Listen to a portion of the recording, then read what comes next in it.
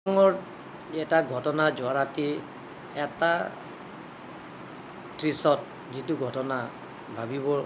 নোৱাৰা ঘটনা সেইটো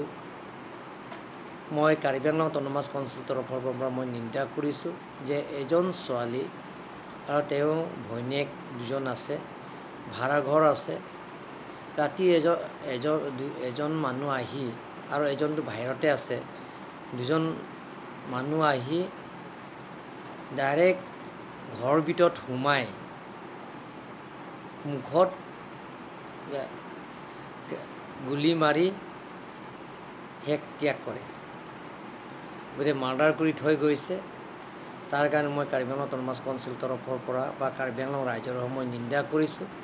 যাতে এনেধৰণৰ ঘটনা যাতে ভৱিষ্যত নহয়। মই এনেই শুনিছোঁ আগতে এই ছোৱালীজনীয়ে বিয়া কৰা হৈছে, বিয়া হৈ আগত উগ্ৰপন্থীৰ লগতে তেওঁ বিয়া হোৱা, কিন্তু সেই উগ্ৰপন্থীৰ লগত তেওঁ ডাইভৰ্চো কৰা হৈছে। ডাইভৰ্চ কৰাৰ পিছত তেওঁ অকলে থাকে আৰু লগতে ইয়াৰ ছোৱালীবিলাক দুজন ভাড়াঘৰ আছে, ছোৱালীবিলাকক পঢ়ি আছে। ৰাতি আহি কোনে মাৰি থৈ গৈছে সেইটো আজি তাৰিখলৈকে কোনেও গম পোৱা নাই। মই SP-ক ক'লোঁ আৰু লগতে ইয়াত থানা মই ইনফৰ্মেশ্যন দিছোঁ, ৰাতিৰ ভিতৰতে মই দিয়া হৈছে, ৰাতিতে মই খবৰ পাইছিলোঁ আৰু লগে লগে মই SP-ক এইখিনি যাতে ইনকুৱাৰী কৰি পেলাই যাতে যদি পায় তাক শাস্তি দিব লাগিব, কেপিটেল পানিছমেণ্ট কৰিব লাগিব, তেওঁ চিৰদিনৰ কাৰণে জেলত থ'ব লাগে বুলি মই ডিমাণ্ড কৰিছোঁ, যাতে এনেধৰণৰ ঘটনা কাৰ্বি আংলং আৰু ৱেষ্ট কাৰ্বি আংলং আৰু ডিমা হাছাও যাতে অসমত নহয়, তাৰ কাৰণে মই ৰাইজক অনুৰোধ কৰিছোঁ।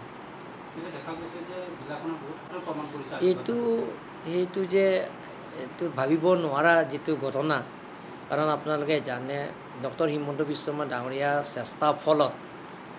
অমিত শ্বাহ ডাঙৰীয়া লগত শান্তি চুক্তি কৰা হৈছে, কেন্দ্ৰ মন্ত্ৰী